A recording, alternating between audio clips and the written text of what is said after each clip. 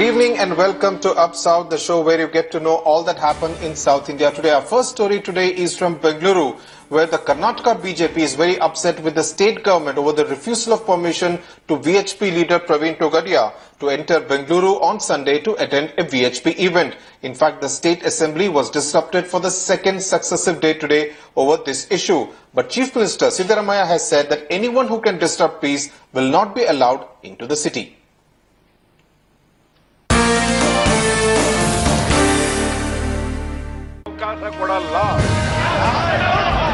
MLAs of the BJP in the Karnataka Assembly protesting against Bengaluru police flashing the no entry sign at VHP leader Praveen Togadia for the second consecutive day on Thursday.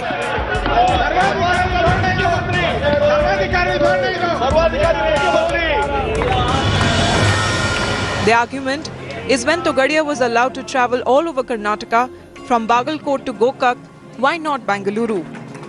Last 15 days, last 1 month, he has addressed so many functions, and Karnataka police have allowed him, local police have allowed him, and there is no untoward incident took place in anywhere in Karnataka.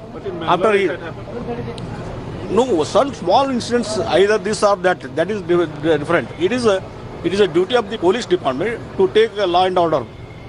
So it is completely unconstitutional and undemocratic.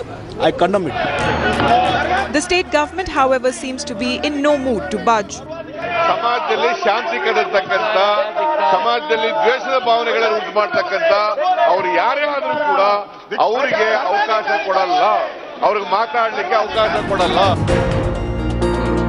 The police are worried because on the same day, on the 8th of February, when Togadia wants to take part in a VHP convention in Bengaluru, the MIM also wants to organize a public meeting in the city. Praveen Togadia, he has also been shown as one of the speakers at the function, but since he has been involved in so many cases at different places for giving inciting speeches, Bangalore Police Commissioner, he has issued one order prohibiting his entry from 5th of February to 10th of February in Bangalore city. With Pratibha Raman in Bengaluru, Bureau Report, Headlines Today. Joining me now from Bengaluru is Sugata Raju, editor of Vijay Karnataka, also my colleague Pratibha Raman. Sugata, do you think the Karnataka government and the Bengaluru police are justified in denying permission to Togadia, given the fact that he has been allowed to tour other parts of Karnataka? How is it okay to tour other parts of Karnataka and not quite okay to enter Bengaluru city for this VHP event on the 8th of February? No, that's a complete failure on the part of the state government. I think Siddaramaiah's government should have been alert to the kind of communal venom that is being sowed in the other parts of the state as well. Because I think Togadia has had more than 5 or 6 speeches in the last, has made 5 or 6 speeches in the recent past. And I think in Puttur there was even this very big VHP Samavesh, where he also spoke very, very stridently. And that was completely against against the spirit of the constitution. So it is complete failure of the Siddaramaiah government to have to sort of not take note of the earlier speeches and suddenly wake up and do this for Bangalore. In Puttur, yesterday the police commissioner has cited that in Puttur, or I think it's the chief minister himself, saying that after the speech, the communally sort of very charged speech that Togadia made, there were incidents in Puttur. But in Puttur and in the coastal belt, these incidents have been happening forever. So for the state government not to take note of that and suddenly wake up, it's also some kind of ideological politics that is playing out.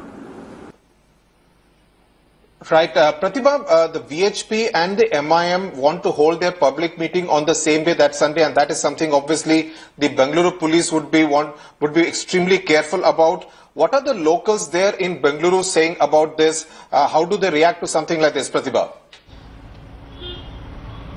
Well, to start with, Sudhir, all of them seem quite outraged with this injustice because they feel that both the parties should be given equal chance, and that has been the bone of contention here. Sir, आपको क्या लगता है अभी BJP की support भी है VHP की सम्मेलन के लिए, कल ऑर्डर्स भी रिजर्व हुए हैं, आपके अभिप्राय क्या है? जरूर देना है।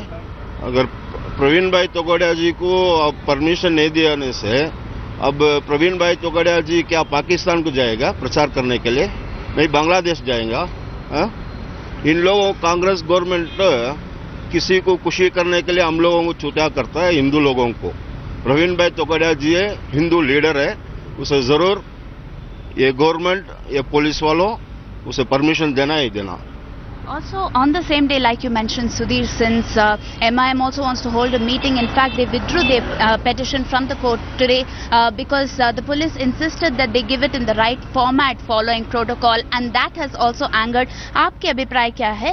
Do you think that the MIM will be filing a fresh request letter to the police? What is your opinion?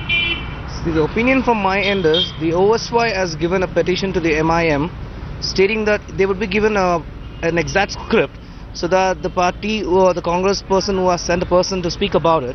The same way, my opinion is that why should people, the Congress people has to ban Praveen Togadia.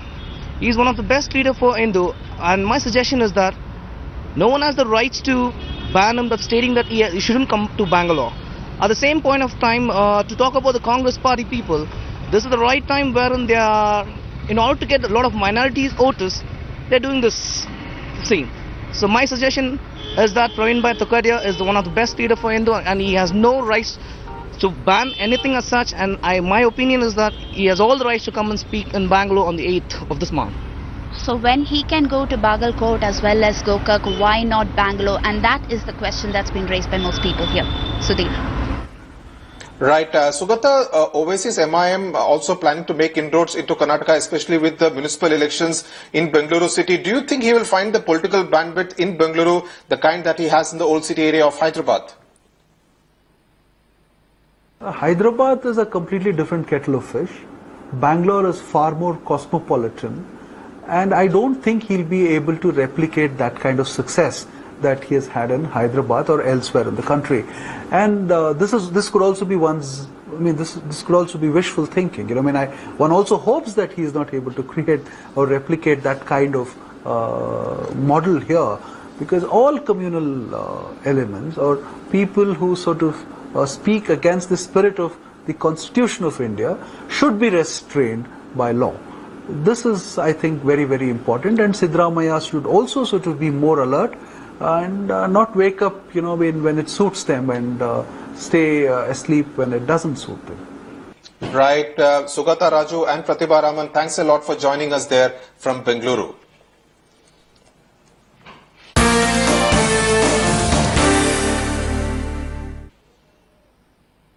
News now from Tamil Nadu. Author Perumal Murugan, who had said that he will stop writing, which was called the death of an author, has now sought a transfer from the government's arts college in Namakkal in Tamil Nadu, where he works as an associate professor. In fact, his wife, who also works at the same college as an assistant professor, has also sought a transfer. At the same time, a petition has been filed in the Madras High Court in support of Perumal Murugan by People's Union for Civil Liberties, seeking to transfer him to a government college of his choice. The petition says he is under threat in the area. Well, once again, we don't know what they want. If they are going to be satisfied with what they have achieved, that is the silencing of a great writer, yes, they have achieved their aim, but they are not stopped with it, because the atmosphere in Namakkal and Tiruchengodu continues to be tense. And Perumal Murugan and his family are very apprehensive for their own safety. Right. Let's go across to Jnani Shankaran, political analyst who joins us from Chennai. Mr. Shankaran, we have discussed this before. It was with a lot of angst that Perumal Murugan said that he will not write anymore. Now he has sought a transfer out of the college where he has been working as an associate professor for many years now. So has his wife. What does this really indicate? See, Perumal Murugan said in a very emotional mood that he will not write anymore. But several of us his supporters, readers and other writers have asked him to kind of reconsider his decision and resume writing sometime or other. Maybe he may take some more time to heal, and after he heals mentally, he may start writing again. But he cannot stay in the same town anymore because already a sense of insecurity has been created for him. The government, the establishment has not provided him security, and the people who have threatened him, they are still around in the same town. So the best thing for him is to move out of the town, like Salman Rushdie has done or Taslima has done. So this is the only possible decision he could take. So he is moving out of his hometown. Of course, with much pain, but that is the only option before him. Right. So, Mr. Shankaran, you believe that it is probably a wise move to move out of that town where he could possibly be under threat. But looking at it from a larger point of view, wouldn't this embolden those who are actually baying for his blood, or for anyone who does not agree with their point of view, to mount similar pressure tactics in future with anyone who doesn't agree with their point of view?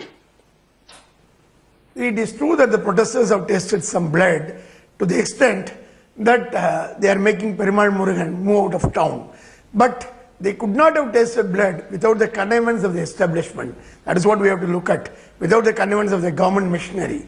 The government machinery should have been quite firm and put the protesters down, saying that they can protest very peacefully, democratically. They can write a counter piece for whatever Perumal Murugan has written, but they cannot ask the author not to write anymore, or ask the author to apologize, or ask the author to withdraw his book. So there the government has failed the author more than the protesters. The Karnataka High Court has permitted BJP leader Dr. Subramanian Swamy to assist the special public prosecutor in the case pertaining to the appeal filed by former Tamil Nadu Chief Minister J. Jayalalitha in the disproportionate assets case. Justice Kumaraswamy, however, rejected Swamy's application to implead himself in the case. Swamy now plans to appeal in the Supreme Court. Let's cut across to my colleague Shisha Reddy, who joins me on the phone line from Chennai. Shisha, what has been the reaction from the AIDMK camp to this development in the Karnataka High Court? Well, the AIDMK is maintaining a brave front. Perhaps, they have been projecting, the former Chief Minister Jayalalitha as the People's Chief Minister. Remember, even the hoardings and everything else talks about Jayalalitha being the People's Chief Minister.